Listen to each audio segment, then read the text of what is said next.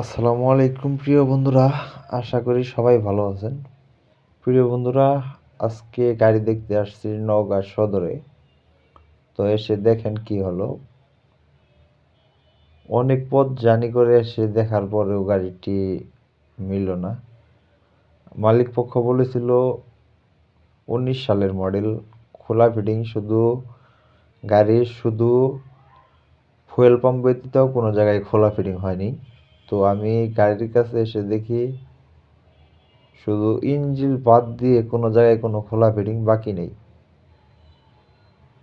Engine বাদ ব্যতীত কোনো জায়গায় কোনো খোলা ফিটিং বাকি নেই, মানে বাদ নেই। তো কিভাবে নেব? আর গাড়িটির লোকেশন হলো নওগাঁ সদর।